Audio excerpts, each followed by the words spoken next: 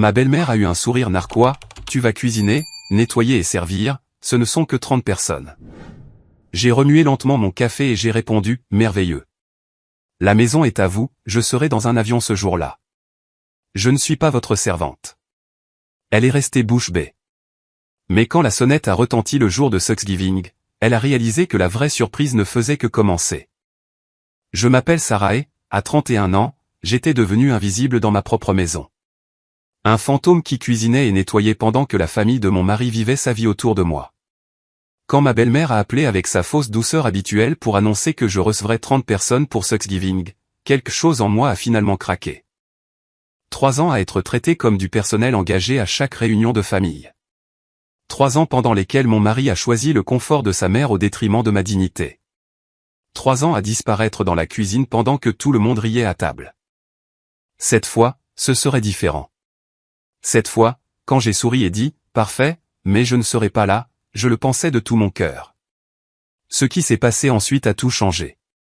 Et la vérité qui a éclaté ce jour-là a modifié à jamais l'équilibre du pouvoir dans notre famille. Si vous regardez cette vidéo en ce moment, j'adorerais savoir d'où vous venez. Mettez-le dans la section des commentaires ci-dessous. Cliquez sur le bouton j'aime et abonnez-vous pour entendre d'autres histoires sur les relations familiales qui prennent des tournures inattendues. Le soleil du matin filtrait à travers les stores de la cuisine, projetant des lignes sur le comptoir où je préparais machinalement mon café.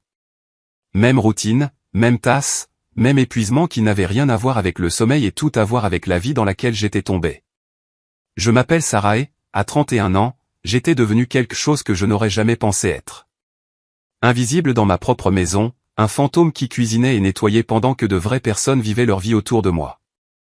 La cafetière gargouilla ses dernières gouttes alors que je fixais mon reflet dans la porte du micro-ondes. Quand avais-je commencé à avoir l'air si fatigué? Quand l'étincelle dans mes yeux s'était-elle estompée pour devenir cette acceptation terne? Je connaissais la réponse, bien sûr.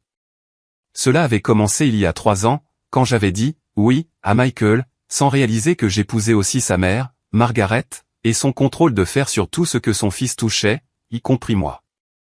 Mon téléphone a vibré contre le comptoir en marbre, la sonnerie spécifique que j'avais attribuée à Margaret, crispant mes épaules avant même que je ne réponde. Sa voix a jailli du haut-parleur avec cette douceur artificielle qui précédait toujours une exigence.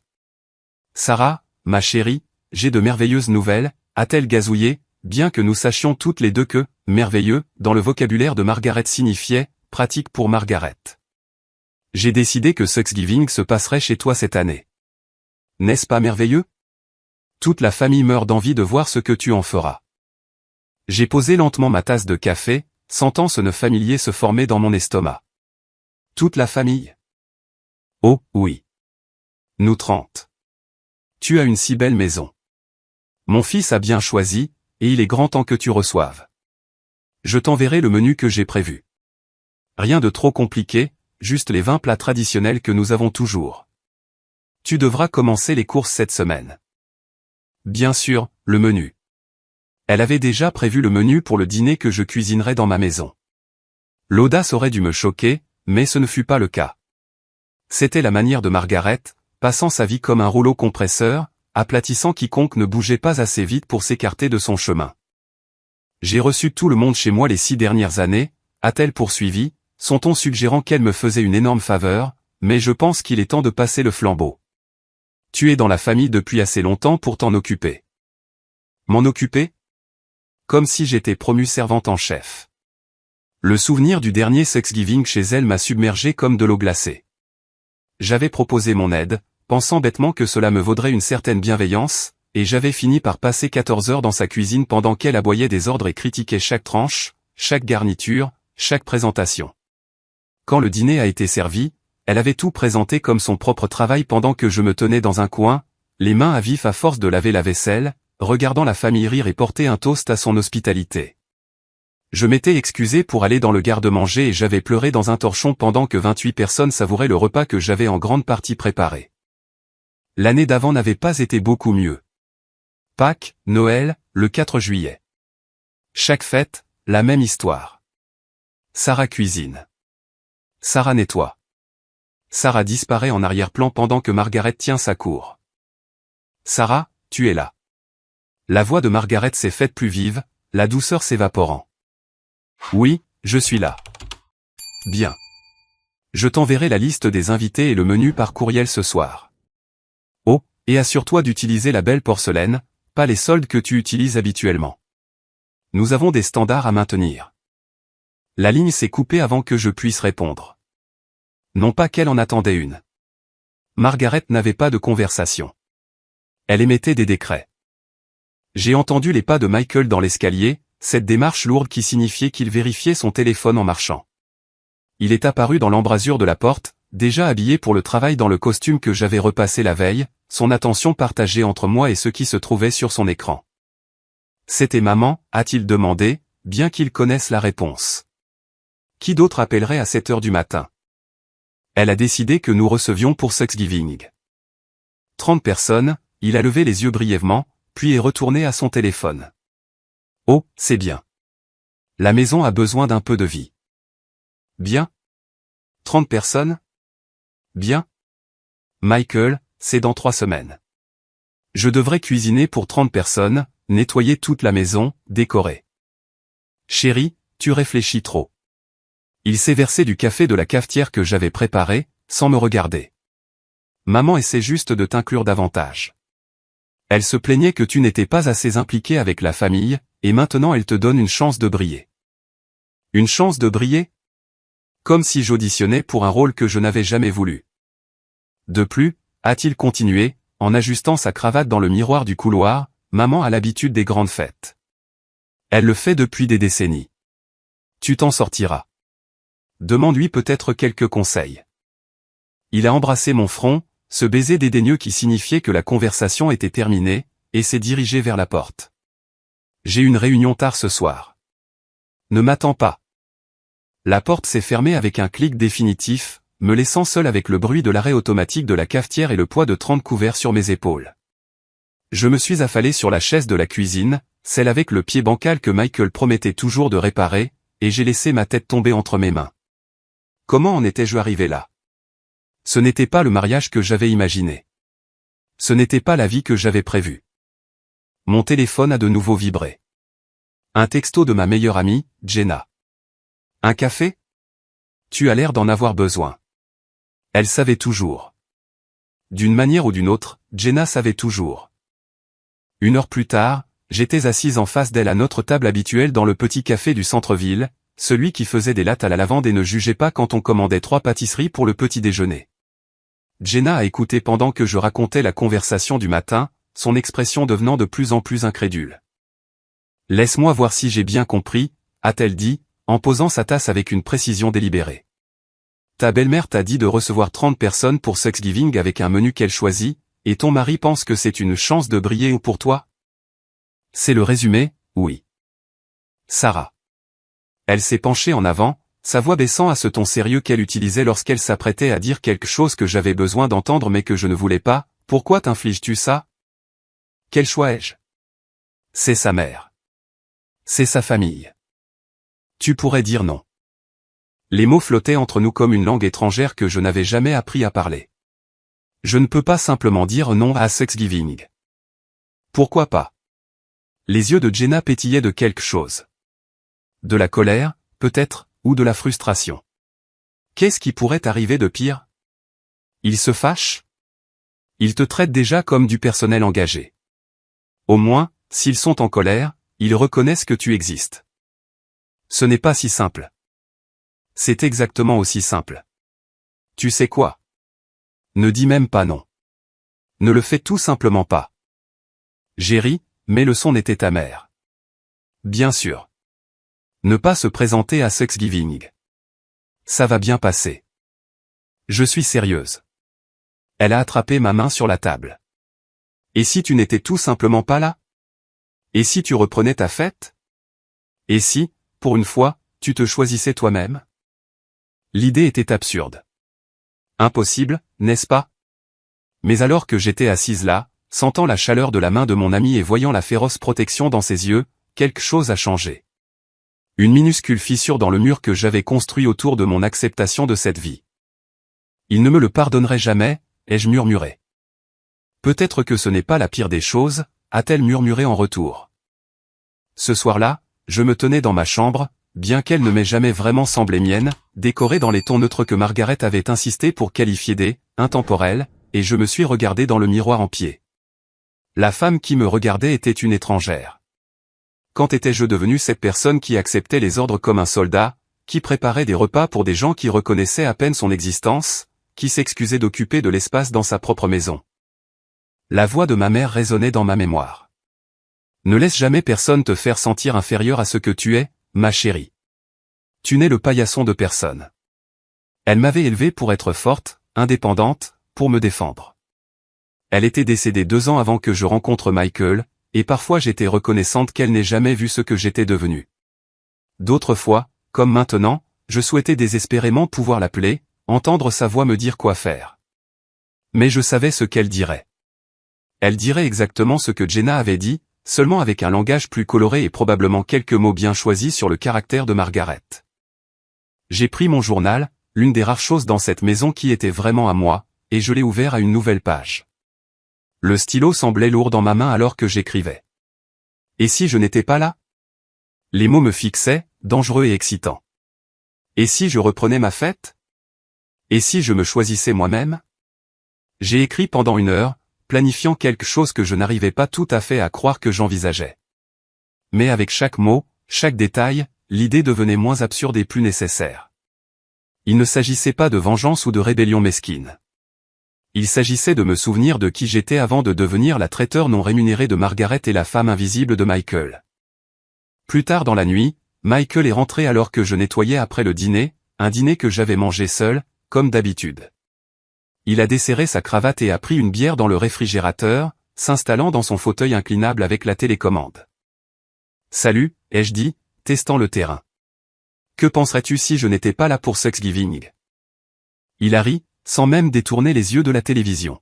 « Oui, bien sûr. »« Où irais-tu ?»« Je suis sérieuse. »« Et si j'avais d'autres projets maintenant ?» Il m'a regardé, mais son expression était amusée, condescendante. « Chérie, tu n'as pas d'autres projets. » De plus, maman pèterait un câble. Tu sais comment elle est avec les fêtes de famille. Oui, je savais exactement comment elle était. Mais hypothétiquement. Il n'y a pas d'hypothétiquement. Tu reçois pour Thanksgiving. Fin de l'histoire. Il s'est retourné vers la télévision, zappant avec des clics agressifs. Tu peux m'apporter des chips pendant que tu es debout? Je suis resté là un moment, le regardant m'ignorer aussi facilement que de changer de chaîne. Puis je suis allé à la cuisine, j'ai pris ses chips et je les ai posés sur la table d'appoint à côté de lui. Il a grogné ce qui aurait pu être un merci. Mais en retournant à la cuisine, j'ai aperçu mon reflet dans le miroir du couloir et j'ai vu quelque chose de différent. Un petit sourire, une étincelle de quelque chose qui ressemblait à la femme que ma mère avait élevée. Dans 3 semaines, il s'attendait à ce que je cuisine, nettoie, serve et disparaisse. Dans 3 semaines, ils apprendraient que les attentes et la réalité ne coïncident pas toujours. Je suis retourné à mon journal et j'ai écrit une dernière ligne. Je ne serai pas là. Puis je me suis entraîné à le dire dans le miroir, regardant mon visage se transformer à chaque répétition. La femme fatiguée s'estompait, remplacée par quelqu'un que je reconnaissais d'il y a longtemps, quelqu'un qui connaissait sa valeur. Vous voulez que je reçoive pour Thanksgiving, ai-je murmuré à mon reflet, imaginant le visage suffisant de Margaret. Parfait. Mais je ne serai pas là. La prochaine réunion de famille était prévue pour le dîner du dimanche chez Margaret, une torture hebdomadaire déguisée en tradition. J'ai passé la matinée à choisir ma tenue avec soin. Pas la robe à fleurs que Margaret disait toujours me donner un air doux, mais un blazer noir et un pantalon ajusté qui me donnait l'impression de porter une armure. Michael l'a remarqué, fronçant les sourcils alors que j'appliquais du rouge à lèvres dans la voiture. On dirait que tu vas à une réunion d'affaires. J'essaie juste quelque chose de différent, ai-je dit, vérifiant mon reflet une dernière fois. La femme dans le miroir semblait prête pour la bataille. La maison de Margaret s'étendait sur 2 acres de perfection entretenus. Le genre d'endroit qui criait « vieille fortune », même si le père de Michael avait gagné chaque centime en vendant des assurances. Le hall d'entrée à lui seul était plus grand que notre salon, dominé par un lustre qui nécessitait un nettoyage professionnel 2 fois par an, un fait que Margaret mentionnait chaque fois que possible. Les suspects habituels s'étaient déjà rassemblés. Le frère de Michael, Tom, et sa femme, Ashley, qui avait appris à naviguer parmi les exigences de Margaret en devenant invisible. Sa sœur, Patricia, qui avait hérité du talent de sa mère pour la cruauté désinvolte, et divers cousins et tantes qui gravitaient autour de Margaret comme des planètes autour d'un soleil particulièrement vindicatif. Sarah, la voix de Margaret a percé le bavardage. Te voilà. Je parlais justement de Thanksgiving à tout le monde. N'est-ce pas excitant? Elle se tenait au centre de son salon, tenant sa cour dans un tailleur crème qui coûtait probablement plus cher que mon budget d'épicerie mensuel. La famille s'était arrangée autour d'elle comme une peinture de la Renaissance, Margaret comme point central, tous les autres n'étant que des personnages secondaires. Si excitant, a renchéri Patricia, son sourire aussi tranchant qu'une lame. Sarah va enfin nous montrer ce qu'elle sait faire. Je veux dire, à part ses habituels. Elle a fait une pause, feignant de chercher ses mots. Plat simple. Quelques cousines ont ricané. Ashley m'a lancé un regard de sympathie mais n'a rien dit. Elle avait appris, comme moi, que parler ne faisait que vous peindre une cible sur le dos. Allons, allons, a dit Margaret avec une fausse magnanimité. Je suis sûr que Sarah sera à la hauteur. N'est-ce pas, ma chère?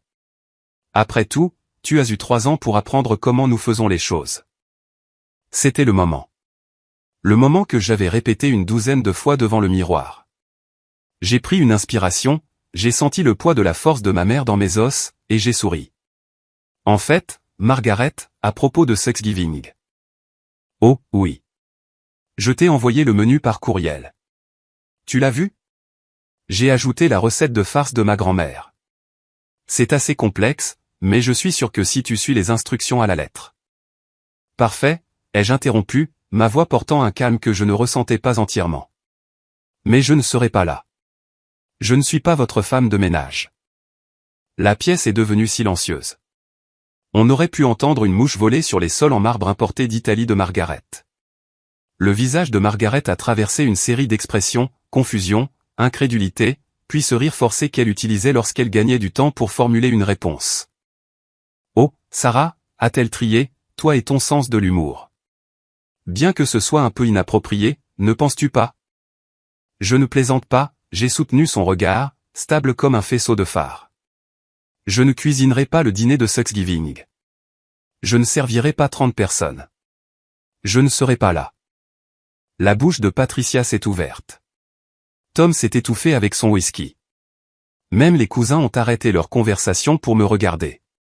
Le sourire de Margaret s'est durci comme du ciment. Je suis sûr que tu es juste dépassé. C'est compréhensible. Patricia pourrait peut-être t'aider avec les courses. Je ne suis pas dépassé. J'en ai fini. Les mots ont résonné, clairs et définitifs. Michael, qui était de l'autre côté de la pièce en train de discuter de golf avec Tom, a finalement remarqué la tension. Il s'est précipité, le visage rouge. Qu'est-ce qui se passe? Ta femme, a dit Margaret, sa voix dégoulinant de venin déguisé en inquiétude, semble avoir une sorte de crise. J'ai une prise de conscience, ai-je corrigé. Je ne recevrai pas pour Thanksgiving. Trouvez un autre lieu. Michael m'a attrapé le bras. Pas assez fort pour faire mal, mais assez fermement pour transmettre sa panique. Je peux te parler en privé. Il m'a pratiquement traîné dans le bureau de Margaret, fermant la porte derrière nous avec une fureur à peine contenue. Mais qu'est-ce que tu fabriques, a-t-il sifflé. Tu viens d'embarrasser ma mère devant tout le monde. Elle s'est embarrassée elle-même en supposant que je me conformerais à ses exigences. Des exigences? Elle t'inclut. C'est ce que tu voulais, n'est-ce pas? Faire partie de la famille. J'ai ri, et ça a dû paraître déséquilibré car il a reculé d'un pas, faire partie de la famille. Michael, je suis le personnel. Je suis celle qui cuisine pendant que tout le monde mange. Je suis celle qui nettoie pendant que tout le monde se détend. Ta mère ne veut pas que je fasse partie de la famille. Elle veut que je serve la famille. Tu es dramatique. Ah oui? Quand est-ce que ta mère m'a demandé pour la dernière fois des nouvelles de mon travail? De mes centres d'intérêt? Quand est-ce que l'un d'eux a eu une conversation avec moi qui ne portait pas sur ce que je pouvais faire pour eux? Il a passé sa main dans ses cheveux, ce geste qu'il faisait quand la réalité menaçait de pénétrer sa bulle de déni. Écoute, excuse-toi. Dis que tu es stressé par le travail ou quelque chose comme ça. On va arranger ça. Non, Sarah. Non, Michael. J'en ai fini d'arranger les choses. J'en ai fini de prétendre que c'est normal. J'en ai fini d'être invisible dans ma propre vie. Tu ferais mieux de régler ça, a-t-il dit, sa voix basse et menaçante d'une manière que je n'avais jamais entendue auparavant. C'est ma famille. Et je suis ta femme. Ou est-ce que ça n'a pas d'importance? Il n'a pas répondu, il est juste sorti en trombe, me laissant seul dans le bureau de Margaret, entouré de photos de réunions de famille où je n'apparaissais sur aucune d'entre elles. J'ai pris un moment pour me ressaisir, puis je suis retourné dans le salon. La conversation s'est arrêtée dès mon apparition. Tout est réglé, a demandé Margaret, son ton suggérant qu'elle s'attendait à une capitulation. Oui, ai-je dit simplement. Je serai en voyage pendant Thanksgiving. Vous devrez prendre d'autres dispositions. Puis je suis sorti, laissant Michael trouver des excuses ou non. Je ne m'en souciais plus. Le lendemain matin, j'ai ouvert mon ordinateur portable et j'ai commencé à chercher des locations de chalets. Je voulais quelque chose d'isolé, de paisible, tout le contraire du cirque de Thanksgiving de Margaret. Je l'ai trouvé à la 3e page de résultats, un modeste chalet sur le lac Serenity, à 2 heures au nord, entouré de rien d'autre que des arbres et de l'eau. Les photos montraient une cheminée en pierre, une terrasse surplombant le lac et, surtout, une solitude bénie. Je l'ai réservé pour 5 jours, du mercredi au dimanche. Le courriel de confirmation ressemblait à la liberté sous forme numérique. Mais je n'avais pas fini. Si j'allais brûler ce pont, autant y ajouter quelques feux d'artifice. J'ai appelé Maison Blanc, le service de traiteur haut de gamme de la ville, et j'ai organisé la livraison d'un dîner complet de Thanksgiving pour 30 personnes à notre adresse le jeudi à midi. Dinde, accompagnement, dessert, tout ce que le menu de Margaret exigeait, et plus encore. Le prix m'a fait grimacer jusqu'à ce que je me souvienne de l'héritage de mon père qui se trouvait sur mon compte séparé, celui dont Michael ne connaissait même pas l'existence. Souhaitez-vous que nous incluions l'installation et le service, a demandé la voix agréable au téléphone.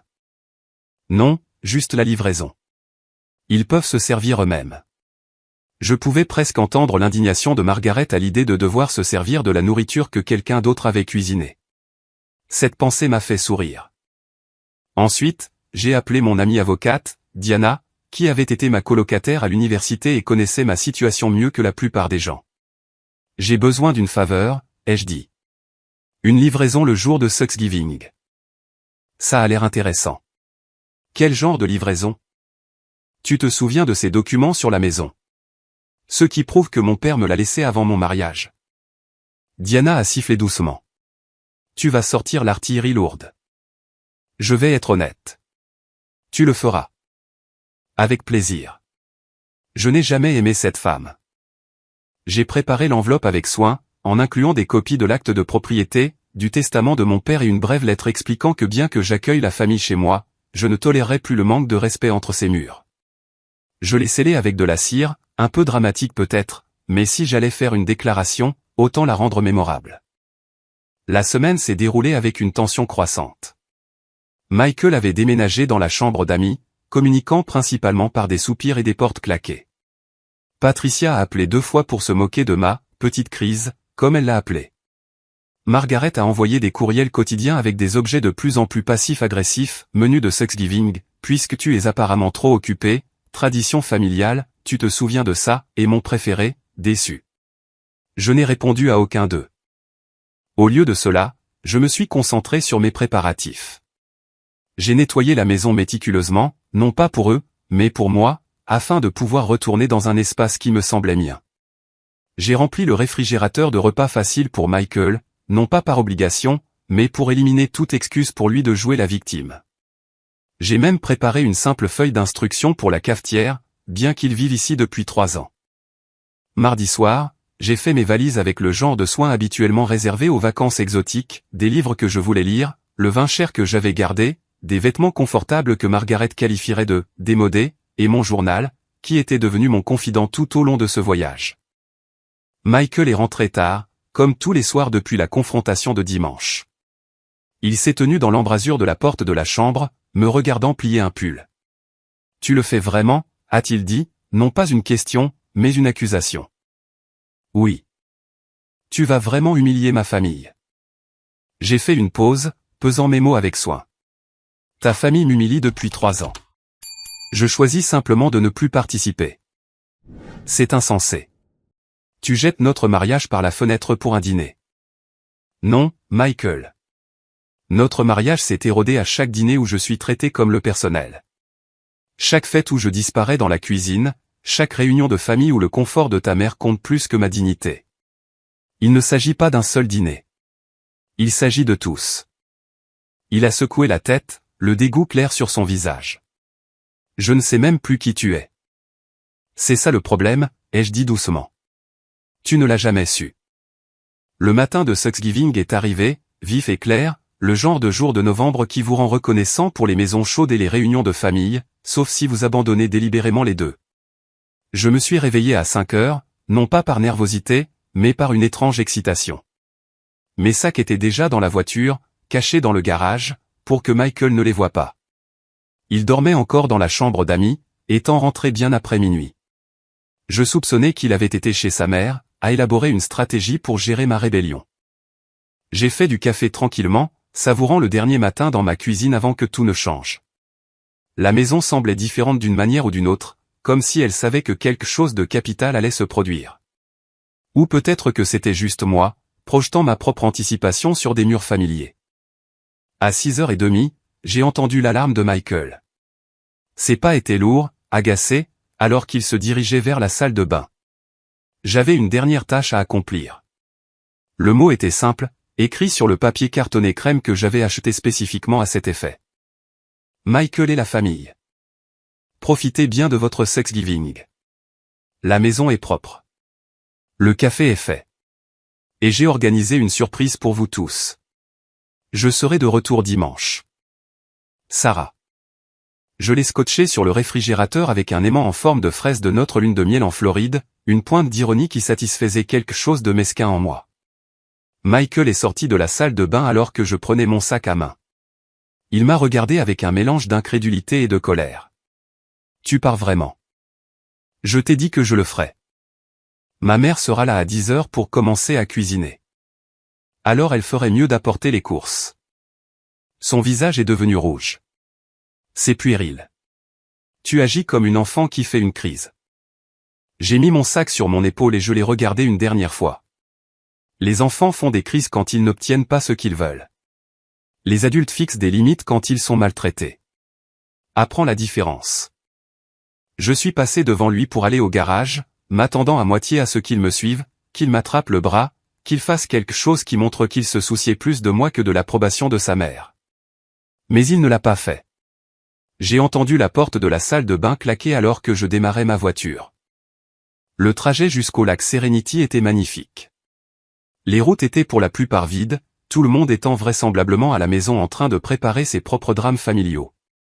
Je me suis arrêté dans une petite ville à mi-chemin, prenant du café frais et des pâtisseries dans une boulangerie qui venait d'ouvrir pour la fête. La propriétaire, une femme âgée avec de la farine dans les cheveux, m'a souhaité un joyeux Thanksgiving. Vous le passez en famille, a-t-elle demandé joyeusement. Je le passe avec moi-même, ai-je répondu. Elle a souri d'un air entendu.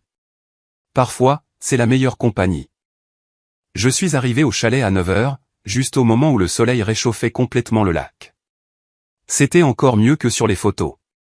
Rustique mais confortable, avec une cuisine entièrement équipée que je n'avais aucune intention d'utiliser au-delà de faire du café et de réchauffer de la soupe. La cheminée était déjà prête avec du bois, n'attendant qu'une allumette.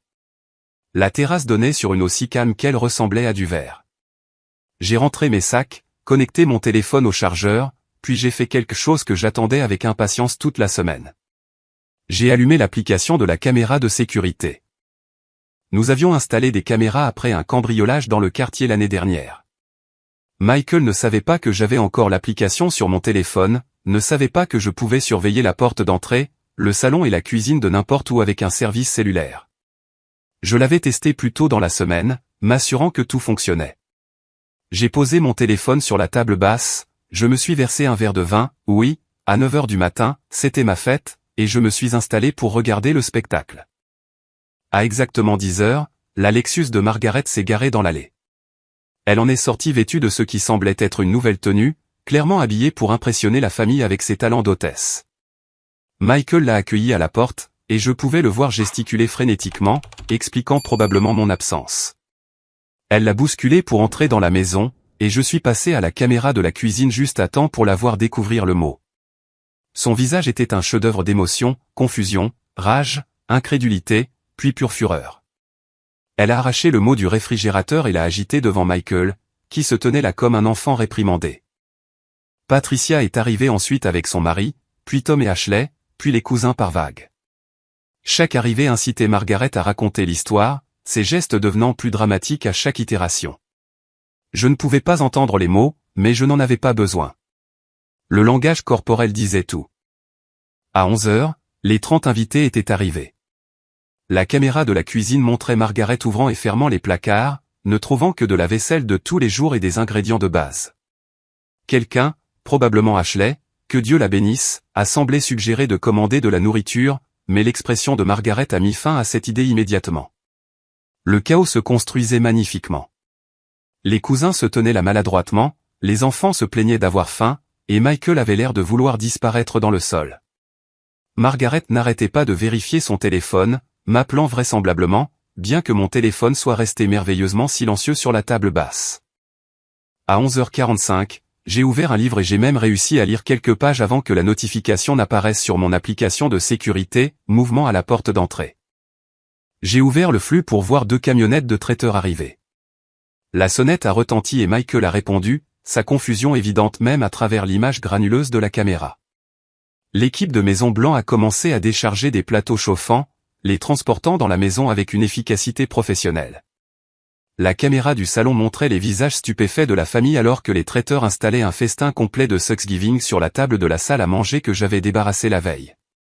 Dinde découpée et prête, accompagnement dans d'élégants plats de service, tartes et desserts disposés sur les précieux plateaux en argent de Margaret que j'avais laissés sortis spécifiquement à cet effet. Margaret a trouvé la facture, bien sûr. Les traiteurs en laissent toujours une. Elle l'a fixée, puis la nourriture, puis Michael, qui a levé les mains en signe de confusion évidente. Les cousins, ignorant tout le drame et ayant probablement faim, ont commencé à se servir. L'un des enfants a applaudi avec enthousiasme devant le buffet de dessert.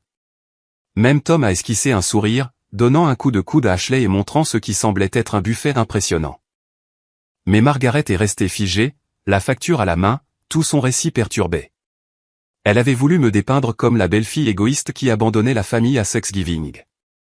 Au lieu de cela, j'avais fourni un festin dont elle ne pouvait pas s'attribuer le mérite, qu'elle ne pouvait pas contrôler, qu'elle ne pouvait pas critiquer. Patricia a essayé de sauver la situation, faisant un geste dédaigneux vers la nourriture, faisant probablement un commentaire désobligeant sur le fait maison par rapport à l'acheter. Mais même elle ne pouvait nier la qualité. Maison Blanc était l'endroit où Margaret elle-même commandait pour les événements qu'elle jugeait trop importants pour faire confiance à la cuisine de quelqu'un d'autre. Je les ai regardés manger dans un silence confus pendant un moment, puis j'ai fermé l'application et je suis sorti sur la terrasse. Le lac s'étendait devant moi, paisible et indifférent au drame humain. J'avais apporté un sandwich de la boulangerie, et je l'ai mangé lentement, savourant chaque bouchée de pain que j'avais choisi, de garniture que j'avais sélectionnée, selon un horaire entièrement mien. Mon téléphone a vibré à plusieurs reprises. 17 appels manqués de Michael, 12 de Margaret, divers textos que je n'ai pas pris la peine de lire. Mais un numéro a attiré mon attention, Ashley. Son texto était simple. C'était magnifique. Merci pour la nourriture et pour le spectacle. J'ai souri et j'ai supprimé le fil de discussion. Pas de preuves, pas de traces. Alors que le soleil commençait sa descente de l'après-midi, peignant le lac d'or et d'orange, j'ai pensé à ce qui se passait à la maison. Discutait-il de moi pendant le repas que j'avais fourni? Margaret inventait-elle une histoire sur mon état mental, mon égoïsme, mon incapacité à gérer de simples responsabilités familiales? Qu'elle le fasse. Qu'ils parlent tous. Ils mangeaient de la nourriture que j'avais payée dans une maison que je possédais pendant que j'étais assise au bord d'un lac, comprenant enfin ce que ma mère avait essayé de m'apprendre. Le respect de soi n'est pas égoïste. C'est nécessaire. J'ai levé mon verre de vin au soleil couchant, à la mémoire de ma mère, à la femme que je redevenais. Joyeux Thanksgiving, ai-je murmuré au lac, et pour la première fois en 3 ans, je le pensais vraiment. De retour à la maison, comme je l'apprendrai plus tard d'Ashley, le repas avait sombré dans un chaos embarrassant. Margaret a essayé de prétendre qu'elle avait commandé le traiteur comme une surprise, mais la facture à mon nom a révélé le mensonge. Certains parents ont loué la nourriture, d'autres ont demandé pourquoi je n'étais pas là, et quelques-uns, les plus intelligents, ont commencé à rassembler des années d'observation sur la façon dont j'avais été traité. Michael a apparemment bu trop de vin et a fini par se disputer avec Tom à propos de la loyauté et des valeurs familiales, ce à quoi Tom a répondu en demandant pourquoi Michael laissait sa mère traiter sa femme comme du personnel engagé. Le mari de Patricia, habituellement silencieux lors des réunions de famille, a demandé sans détour pourquoi ils prétendaient tous que c'était normal, plongeant Patricia dans des larmes de rage. Les enfants, inconscients du drame des adultes, ont déclaré que c'était le meilleur Thanksgiving de tous les temps parce que personne ne les avait fait attendre pour manger et qu'il y avait 3 sortes de tartes. Alors que le soir tombait sur le lac Serenity, j'ai allumé un feu dans la cheminée du chalet et j'ai ouvert mon journal. Demain apporterait des conséquences, des confrontations, des ultimatums. Mais ce soir, pour la première fois depuis des années, je me sentais moi-même. Pas la femme de Michael, pas la chef personnelle de Margaret, pas la femme invisible dans le coin. Juste Sarah. Et c'était suffisant. C'était tout. Le lendemain de Thanksgiving est arrivé avec un brouillard roulant sur le lac Serenity, transformant le monde en une aquarelle de gris et d'argent. J'avais mieux dormi que depuis des mois, me réveillant naturellement sans réveil ni anxiété de ce que Margaret pourrait exiger ce jour-là. Mon téléphone avait finalement cessé de vibrer vers minuit. 63 appels manqués au total, 48 messages textes et 12 messages vocaux que je n'avais aucune intention d'écouter. Le silence ressemblait à un luxe que j'avais oublié. J'ai fait du café dans la simple cuisine du chalet et je l'ai emporté sur la terrasse, enveloppé dans une couverture que j'avais trouvée dans le placard. Le lac était invisible dans le brouillard, mais je pouvais l'entendre clapoter doucement contre le rivage, un rythme qui correspondait à mon rythme cardiaque enfin stable. À 9 heures, j'ai allumé une dernière fois mon application de sécurité téléphonique. La maison était vide, à l'exception de Michael, qui était assis à la table de la cuisine, la tête entre les mains, entouré de récipients de restes de traiteur. Il avait l'air mal en point, parasé, toujours dans les vêtements de la veille, l'image d'un homme dont le monde avait basculé sans sa permission. J'ai fermé l'application et j'ai ouvert mon ordinateur portable à la place, curieuse des retombées sur les réseaux sociaux. Margaret entretenait une présence Facebook soigneusement organisée, et plusieurs membres de la famille partageaient abondamment les réunions de famille. Patricia avait été la première à publier à 23 heures le jour de Thanksgiving. Certaines personnes ne méritent pas les familles dans lesquelles elles se marient. Reconnaissante pour ceux qui comprennent la loyauté et la tradition. Subtile comme une brique, celle-là. Mais ensuite sont venues les publications intéressantes. La femme de Tom, Ashley, avait partagé une photo de la table des desserts avec une légende, reconnaissante pour la gentillesse inattendue et les esprits généreux. Parfois, les meilleurs cadeaux viennent de ceux qui ne sont même pas présents. Une cousine que je connaissais à peine avait écrit « Thanksgiving intéressant cette année ». Cela fait réfléchir aux dynamiques familiales et à qui fait vraiment le travail par rapport à qui en reçoit le crédit. Matière à réflexion, jeu de mots intentionnel. Et puis il y avait la publication de Margaret, partagée à 2 heures du matin, clairement après plusieurs verres de vin. Déçu par ceux qui abandonnent leur famille quand on a le plus besoin d'eux. Mais nous, les Richardson, nous persistons. Nous ne fuyons pas nos responsabilités. La section des commentaires était un champ de bataille. Certains parents offraient leur soutien. D'autres posaient des questions pointues sur ce qui s'était passé. Et quelques âmes courageuses suggéraient que j'avais peut-être mes raisons. Un commentaire de la grand-tante de Michael a attiré mon attention. Margaret, ma chère, il est peut-être temps de te demander pourquoi elle a ressenti le besoin de partir. J'ai tout capturé en capture d'écran, pas dans un but particulier, mais comme preuve que je n'imaginais pas la division qui se formait dans le récit familial. Mon téléphone a sonné. Ashley, qui appelait, pas de texto. J'ai hésité un instant, puis j'ai répondu. Sarah, Dieu merci. Tu vas bien? Je vais bien, Ashley. Mieux que bien, en fait. Où es-tu? Quelque part de paisible. C'était si terrible que ça après le dîner? Ashley a ri, mais le son était étrange. Terrible? Margaret a essayé de tenir sa cour comme d'habitude, mais les gens n'arrêtaient pas de demander où tu étais. Puis quelqu'un a fait remarquer que tu avais payé pour toute la nourriture, et elle a perdu les pédales. Elle a commencé à fulminer sur les femmes ingrates qui ne comprennent pas les valeurs familiales. Ça lui ressemble bien. Mais voilà le truc. Tout le monde n'était pas d'accord avec elle. Tom t'a défendu. Il a dit qu'il t'avait vu t'épuiser à chaque réunion de famille pendant que nous autres restions assis. Margaret l'a traité de traître.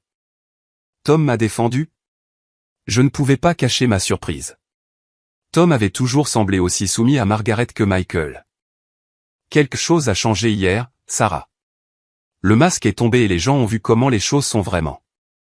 Même le mari de Patricia a fait un commentaire sur le fait que la famille profitait de toi. Et Michael. Ashley a fait une pause. Il s'est saoulé. Très saoulé. Il n'arrêtait pas de t'appeler, laissant des messages vocaux de plus en plus furieux. Tom a fini par lui prendre son téléphone et l'a ramené à la maison. Il est censé aller chez Margaret pour le Black Friday aujourd'hui, mais je ne pense pas qu'il soit en état pour ça. Black Friday. L'autre tradition de Margaret. Traîner la famille dans les magasins à l'aube pour acheter des décorations de Noël qu'elle déclarerait inévitablement inadéquates. Une autre performance où l'on attendait de moi que je porte les sacs et que j'aille chercher le café pendant qu'elle critiquait les choix de cadeaux de tout le monde. Ashley, puis-je te demander quelque chose? Pourquoi n'as-tu jamais rien dit? Toutes ces fois où tu as vu comment elle me traitait. Un long soupir. Parce que je suis une lâche. Parce que Tom et moi économisons pour acheter une maison et Margaret a promis de nous aider avec la compte. Parce que je me suis convaincu que ce n'était pas mes affaires. Je suis désolé, Sarah. J'aurais dû te défendre. Ce n'est pas ton travail de mener mes batailles. Non, mais c'est mon travail d'être une personne décente, et j'ai échoué à ça. Pour ce que ça vaut, tu m'as inspiré. J'ai dit à Tom hier soir que j'en avais fini avec les représentations sur commande. Si Margaret veut nous voir, elle peut nous traiter comme des adultes, pas comme des serviteurs. Après avoir raccroché, je suis resté assise avec cette information. La famille se fracturait, se divisait en camps. Une partie de moi se sentait coupable. Je n'avais pas voulu détruire les relations de qui que ce soit d'autre. Mais la plus grande partie, celle qui respirait enfin librement, reconnaissait que je n'avais rien détruit. J'avais simplement cessé de permettre la toxicité de Margaret, et l'explosion qui en a résulté était de son fait, pas du mien. L'après-midi, le brouillard s'était levé, révélant le lac dans toute sa splendeur de novembre. J'ai fait une longue promenade le long du rivage, ramassant des pierres lisses et les faisant ricocher sur l'eau comme je le faisais enfant. Chaque pierre qui coulait ressemblait à un autre poids levé de mes épaules. Quand je suis retourné au chalet, j'avais 3 nouveaux messages vocaux de numéros que je ne reconnaissais pas. La curiosité l'a emporté et j'ai écouté. Le premier était de la tante de Michael, Louise, la sœur de son père qui assistait rarement aux réunions de famille. Sarah, ma chère, j'ai entendu ce qui s'est passé. Bravo. Margaret avait besoin que quelqu'un lui tienne tête. Si tu as besoin de quoi que ce soit, appelle-moi. Le second était de la femme d'un cousin à qui j'avais parlé peut-être 2 fois. Salut, Sarah. C'est Rebecca. Je voulais juste que tu saches que tout le monde n'est pas du côté de Margaret. Ce que tu as fait était courageux. Profite de ta paix. Le troisième m'a fait m'asseoir brusquement sur le canapé du chalet. Sarah, c'est Margaret. Sa voix était contrôlée, glaciale. Je ne sais pas à quel jeu tu joues, mais ça s'arrête maintenant. Tu rentreras immédiatement à la maison, tu t'excuseras auprès de la famille, et nous ne reparlerons plus jamais de cet embarras. Si tu ne le fais pas, il y aura des conséquences. Tu as peut-être épousé mon fils, mais tu ne seras jamais une Richardson. Tu n'es rien d'autre qu'une croqueuse de diamants qui a eu de la chance. Le contrat de mariage que Michael a signé garantira que tu n'obtiendras rien si ce mariage se termine. Rentre à la maison maintenant ou prépare-toi à tout perdre. Contrat de mariage? Nous n'avions pas de contrat de mariage. Michael en avait parlé une fois au début de nos fiançailles, mais j'avais refusé de signer quoi que ce soit et il avait laissé tomber. C'est du moins ce que je pensais. J'ai appelé Diana immédiatement. S'il te plaît, dis-moi que Michael n'a pas falsifié ma signature sur un contrat de mariage, ai-je dit sans préambule. Bonjour à toi aussi, Harry. Diana. Comment ça va au chalet?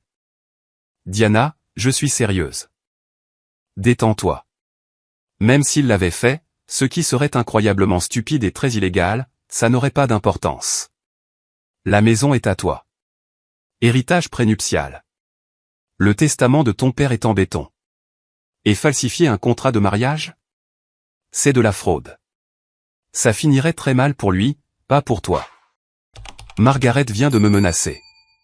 Elle a dit que je n'obtiendrai rien si le mariage se termine. Margaret peut menacer tout ce qu'elle veut. Elle n'est pas avocate et elle ne connaît manifestement pas la loi. Veux-tu que je lui envoie une mise en demeure? Pas encore. Laissons-la creuser son propre trou un peu plus profondément d'abord. Ce soir-là, alors que j'étais assise près du feu avec un livre et un verre de vin, mon téléphone a de nouveau sonné. Michael, d'un numéro que je ne reconnaissais pas, probablement le téléphone de Tom. Contre toute attente, j'ai répondu. Sarah. Sa voix était rauque, creuse. S'il te plaît, rentre à la maison. Je t'ai dit que je serais de retour dimanche. Maman perd la tête. Elle appelle des avocats, parle de te faire interner, dit que tu fais une dépression nerveuse. J'ai ri. J'ai vraiment ri. Quel essai. Je suis sûr qu'un juge serait fasciné d'entendre pourquoi prendre des vacances constitue une dépression nerveuse. Ce n'est pas drôle. Tu as tout détruit. Non, Michael. J'ai tout révélé. Il y a une différence. Elle dit que tu ne seras plus jamais la bienvenue dans la famille. Ai-je jamais été la bienvenue, ou étais-je simplement utile? Silence. Puis, pourquoi me fais-tu ça?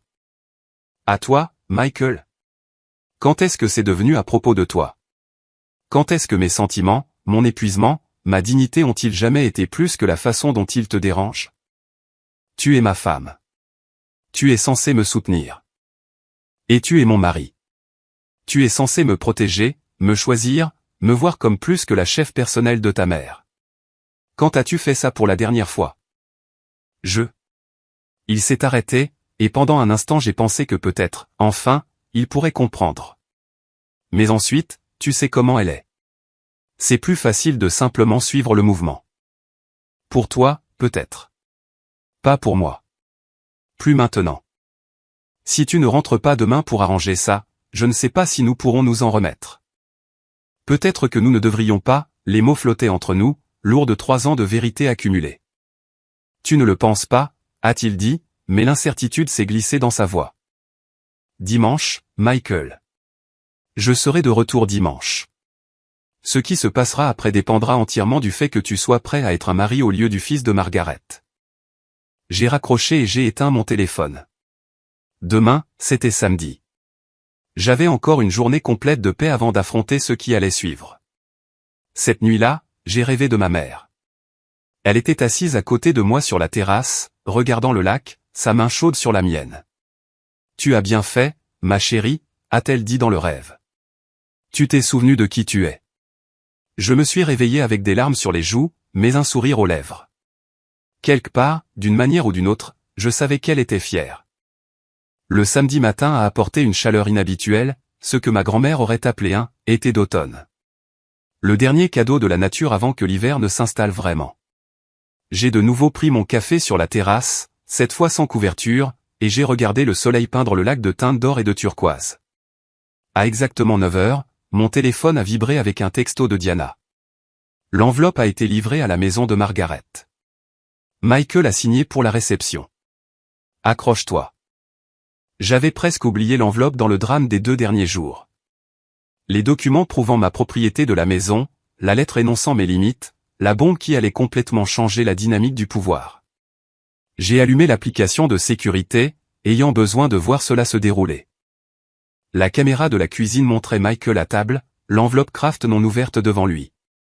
Il était au téléphone, gesticulant de manière animée, parlant probablement à sa mère. Après quelques minutes, il a terminé l'appel et a fixé l'enveloppe comme si elle pouvait le mordre. Finalement, il l'a ouverte. J'ai regardé son visage changer pendant qu'il lisait. D'abord la confusion, puis l'incrédulité, puis ce qui ressemblait à de la panique. Il a feuilleté les papiers, l'acte de propriété, le testament de mon père, la documentation montrant que la maison était mienne avant même que nous nous rencontrions. Sa mère avait exigé que je reçoive pour Thanksgiving dans une maison sur laquelle elle n'avait aucun droit, dans un foyer qui était à moi seul. Son téléphone a dû sonner car il a répondu, et même à travers la caméra de sécurité, je pouvais le voir crier. Il a brandi les papiers vers la caméra comme si son interlocuteur pouvait les voir.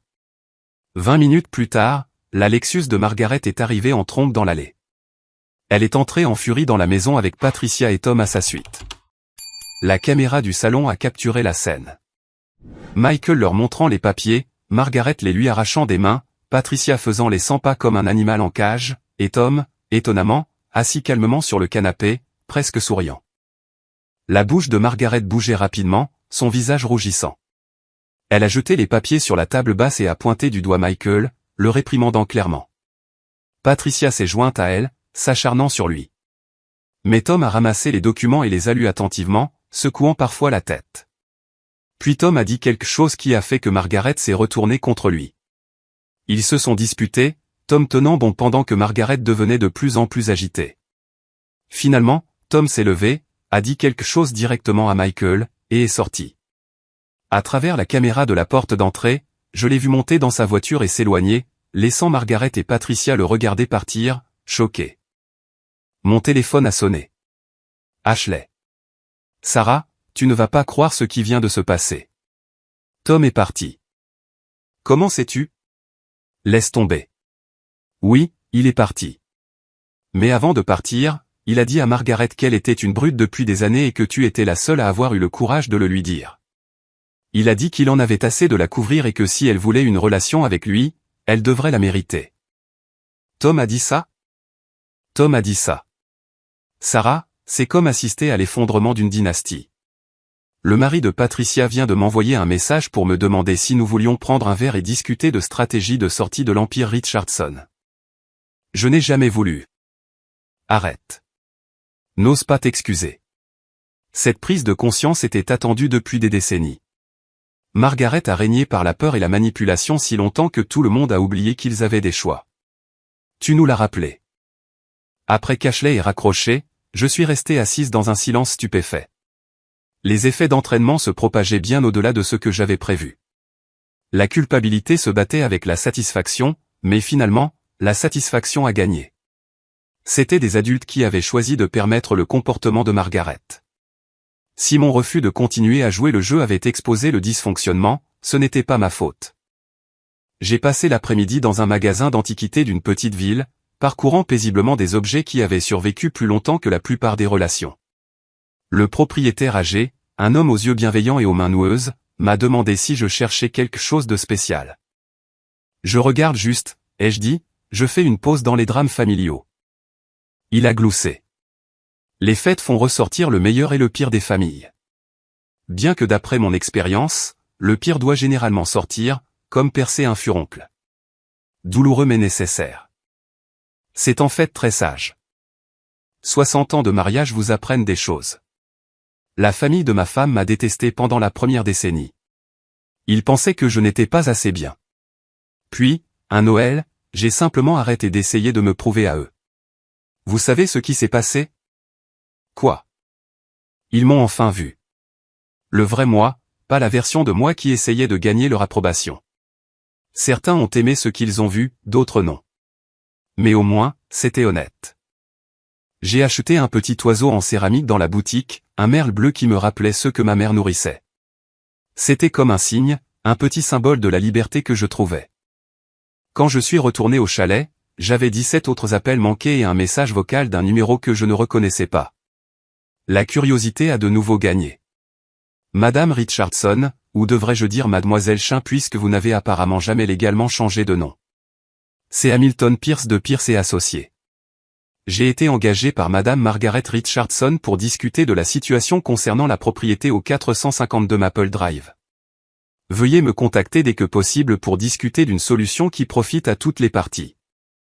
Un avocat? Elle avait vraiment appelé un avocat. J'ai transféré le message vocal à Diana avec un seul point d'interrogation. Diana a rappelé en riant. Hamilton Pierce. Elle a engagé Hamilton Pierce. Oh, c'est parfait. C'est un partenaire de golf de son mari qui fait du droit immobilier. Je n'en ferai qu'une bouchée. Veux-tu que je l'appelle? Que pense-t-elle pouvoir accomplir? L'intimidation. C'est sa seule tactique. Elle espère que les menaces légales te feront peur et te soumettront. Comme elle te connaît peu. Ce soir-là, je me suis préparé un dîner simple, des pâtes au beurre et à l'ail, une salade, du pain de la boulangerie locale. J'ai mangé lentement, savourant chaque bouchée, me souvenant de tous les repas élaborés que j'avais cuisinés et que j'étais trop épuisé pour apprécier. À la tombée de la nuit, je me suis assise près du feu et j'ai ouvert mon journal. Demain, je rentrerai à la maison. Demain, j'affronterai ce qui m'attendait. Mais ce soir, j'ai écrit. Chose que j'ai apprise cette semaine. Les limites ne sont pas cruelles, elles sont nécessaires. Les gens vous traiteront aussi mal que vous le leur permettrez. Le mariage sans respect, ce sont juste des colocataires légaux. Ma mère avait raison. Je ne suis le paillasson de personne. Parfois, le meilleur cadeau que vous puissiez faire à quelqu'un est la vérité. La liberté a le goût des pâtes mangées dans un silence paisible. Je suis suffisante, telle que je suis. Mon téléphone a vibré avec un dernier texto d'un numéro inconnu. J'ai failli ne pas le lire, mais quelque chose m'a poussé à regarder. Sarah, c'est Robert Richardson, le beau-frère de Margaret. J'ai entendu parler de Thanksgiving. Ça m'a rappelé pourquoi je n'ai pas parlé à Margaret depuis 5 ans. Tu as fait ce que je n'ai jamais eu le courage de faire. Lui tenir tête devant tout le monde. Si tu as besoin d'une recommandation pour un avocat en divorce, j'en connais un bon. Bienvenue dans le monde libre. Même la famille élargie de Margaret me contactait. L'avalanche que j'avais déclenchée prenait encore de l'ampleur. Demain apporterait la confrontation, peut-être la fin de mon mariage, certainement la fin de quelque chose. Mais alors que je couvrais le feu et que je me dirigeais vers le lit dans la chambre douillette du chalet, je me sentais prête. Quoi qu'il arrive, je l'affronterais en étant moi-même. Pas la version diminuée que j'étais devenue, mais la femme que ma mère avait élevée. Le dimanche est arrivé avec de la pluie, une bruine constante qui a rendu le monde doux et gris. Un temps approprié pour ce qui ressemblait à des funérailles, la mort de celle que j'avais été pendant les 3 dernières années. J'ai fait mes bagages lentement, avec soin, traitant chaque objet comme s'il avait de l'importance, les vêtements qui m'avaient fait me sentir moi-même, les livres qui m'avaient tenu compagnie, le journal qui avait été témoin de ma transformation. J'ai enveloppé le merle bleu en céramique dans du papier de soie et les rangé en sécurité dans mon sac à main, mon talisman pour ce qui allait suivre. Le trajet du retour était méditatif, la pluie créant un cocon autour de ma voiture. Je n'ai pas mis de musique, je n'avais pas besoin de distraction. Mes pensées étaient claires, ma résolution solide. Quoi qu'il m'attende à la maison, j'étais prête. Je me suis garé dans le garage à exactement 14 heures. La voiture de Michael était là, bien sûr. Je me suis demandé s'il avait attendu près de la fenêtre comme un chien anticipant le retour de son maître. Cette pensée aurait dû me rendre triste, mais elle m'a simplement fatigué. La maison semblait différente quand je suis entré. Ou peut-être que je me sentais différente dedans. La cuisine était propre, de manière suspecte. Michael avait soit engagé quelqu'un, soit Margaret avait envoyé Patricia pour ranger afin d'effacer les preuves du chaos de Thanksgiving. Sarah. La voix de Michael venait du salon. Ni en colère, ni suppliante. Vaincu. Je l'ai trouvé sur le canapé, l'air plus petit en quelque sorte. Il s'était rasé, avait changé de vêtements, fait un effort, mais ses yeux étaient creux, cernés par le genre d'épuisement qui vient d'une révélation forcée. « Tu es de retour », a-t-il dit inutilement. J'ai dit que je le serais. Nous nous sommes regardés de part et d'autre de la table basse où le contenu de l'enveloppe était étalé comme des preuves dans un procès. « Pourquoi ne m'as-tu pas parlé de la maison ?» a-t-il finalement demandé. « Quand l'aurais-je fait ? Quand toi et ta mère la redécoriez sans me le demander ? Quand elle critiquait mon choix de rideau dans ma propre maison ? Quand tu me disais que je devrais être reconnaissante de vivre dans un si bel endroit ? » Il a tressailli. « Il faut qu'on parle. » « Oui, en effet. Mais d'abord, j'ai besoin que tu comprennes quelque chose. Ce n'est pas une négociation. Je ne demande pas la permission d'être traité avec respect dans ma propre maison. J'énonce des faits. Cette maison est à moi. Mes limites ne sont pas négociables. Ta mère n'est plus la bienvenue ici à moins qu'elle ne puisse me traiter comme son égale. Et tu dois décider si tu es mon mari ou son fils, parce que tu ne peux plus être les deux. Ce n'est pas juste. Juste ?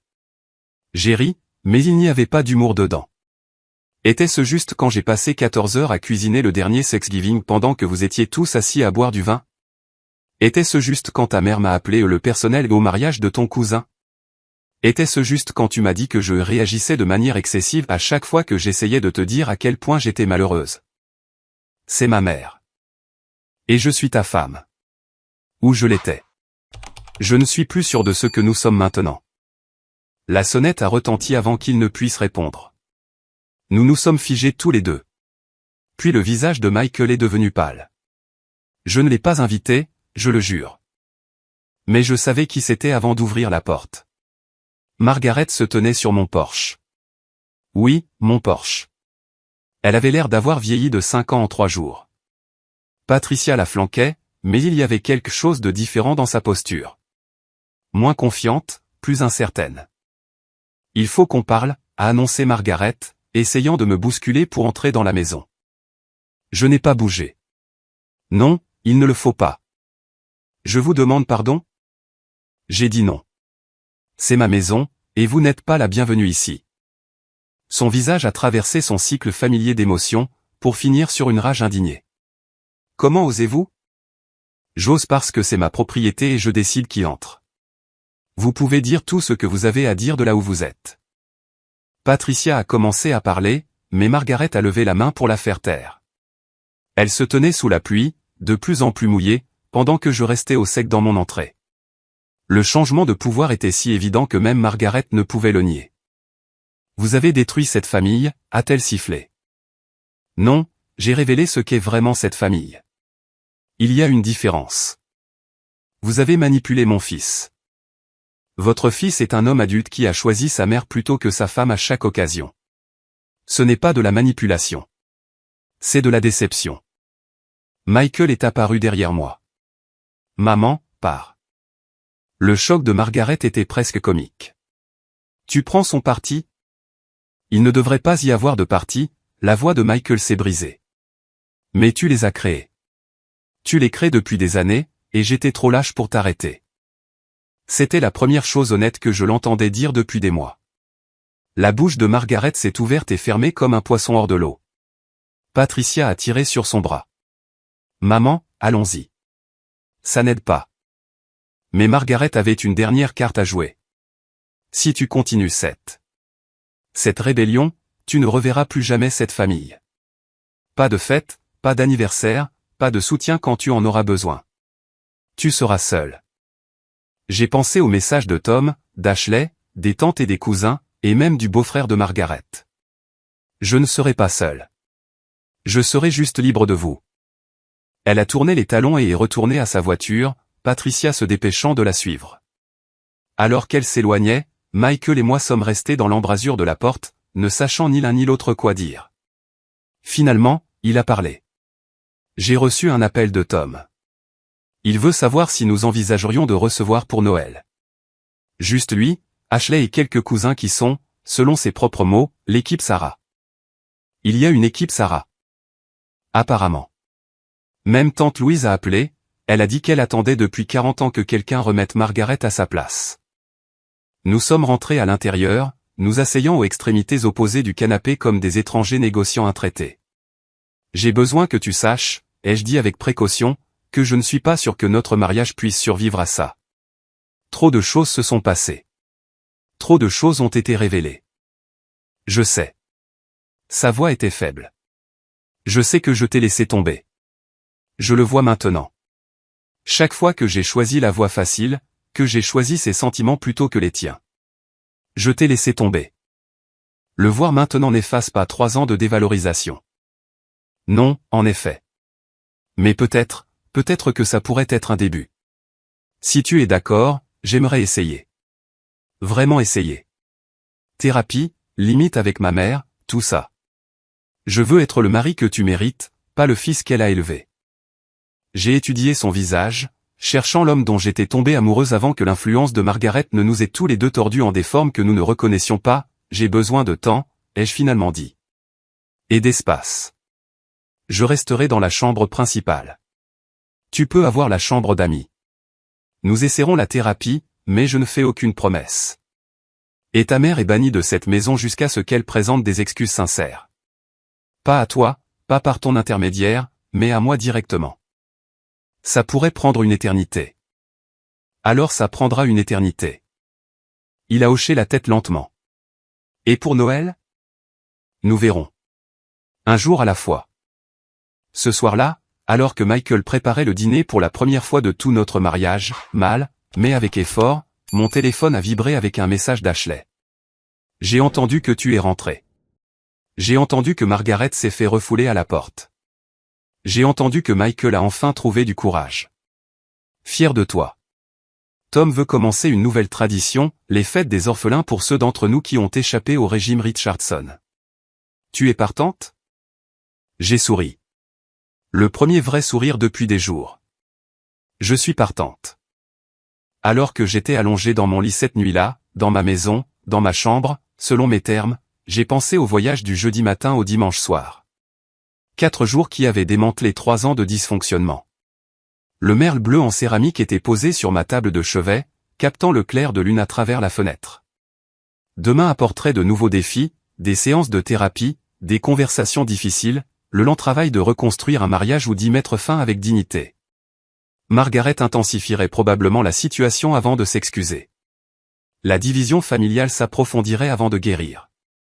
Mais rien de tout cela n'avait d'importance ce soir. Ce soir, j'étais chez moi. Pas la maison que j'avais quittée jeudi matin, c'était l'annexe de la mère de Michael, un endroit où j'existais mais ne vivais pas.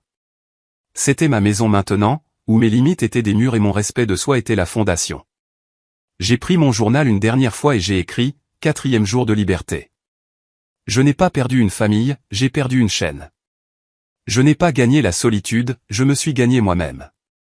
Je n'ai pas détruit un mariage, j'ai révélé ce qu'il était vraiment. Et s'il ne peut pas survivre à la vérité, il ne mérite pas d'exister.